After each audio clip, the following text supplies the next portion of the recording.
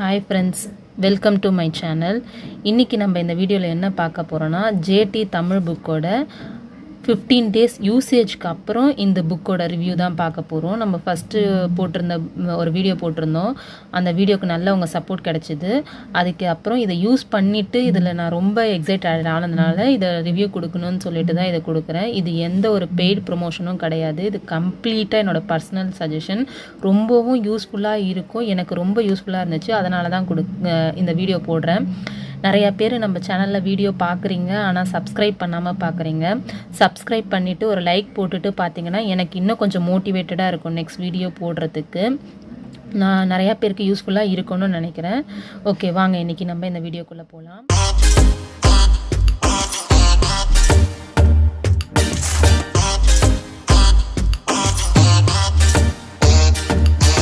Tamil book நான் 15 days நான் கம்ப்ளீட்டாக இதை தான் தமிழ் படிக்கிறதுக்கு யூஸ் பண்ணிகிட்ருக்கேன். நான் ஆல்ரெடி சொன்ன மாதிரி எல்லாருக்கும் நிறைய டவுட் இருக்கும்.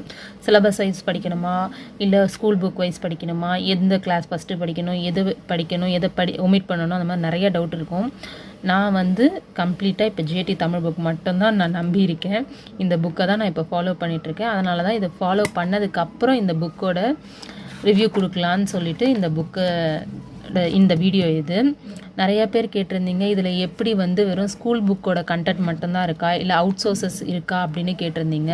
இதில் எல்லாமே இருக்குது. ஸ்கூல் புக் கண்டென்ட்டும் இருக்குது, அவுட் சோர்சஸும் இருக்குது. அதே மாதிரி இதில் மிஸ்டேக்ஸ் ஏதாவது இருக்கா அப்படின்னு கேட்டிருந்தீங்க. நம்ம எல்லாருமே இது ஒரு ஹியூமன் மேக் பண்ண புக்கு தான். So human error, technical error எல்லாமே இருக்குது. ஆனால் அது ரொம்ப சின்னது தான்.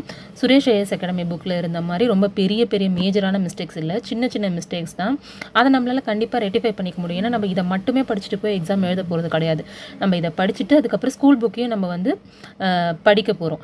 அதனால் நம்மளால் கண்டிப்பாக மிஸ்டேக்ஸை ரியலைஸ் பண்ண முடியும்.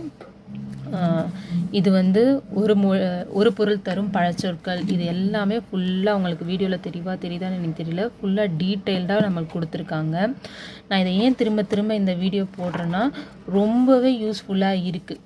அதனால தான் ஸ்கூலுக்கு பின்னாடியே இதுக்கான கொஷினும் கொடுத்துருக்காங்க. அதனால் நான் ஆல்ரெடி லாஸ்ட் வீடியோவில் சொல்லியிருந்த மாதிரியே ரொம்பவே யூஸ்ஃபுல்லாக இருக்குது. ஸ்கூல் புக் பின்னாடி ப்ரீவியஸ் இயர் கொஷினும் கொடுத்துருக்காங்க. ஸோ நம்ம ஒரு டாபிக் படிக்கிறோன்னா அந்த டாப்பிக்கு நெக்ஸ்ட் கொஷின் எப்படி ப்ரீவியஸ் இயரில் கேட்டிருக்காங்க, இந்த இயரில் எந்த மாதிரி கொஷின்ஸ் வரும், எந்த மாதிரி கொஷினுக்கு நம்ம ரெடியாக இருக்கணும் அப்படின்றதுக்கு ரொம்பவே யூஸ்ஃபுல்லாக இருக்குது. இது என்னோடய பர்சனல் ஒப்பீனியன். நீங்கள் ஒரு அகாடமி புக்கு இல்லை அவுட் சோர்ஸ் புக்கு போகிறீங்கன்னா நீங்கள் தாராளமாக கண்ணை மூடிட்டு இந்த புக்குக்கு போகலாம். இந்த புக்கை நீங்கள் படிச்சுட்டு நீங்கள் நெக்ஸ்ட்டு, நான் அதுக்காக ஸ்கூல் புக் உங்களை படிக்க வேணாம்னு சொல்லலை.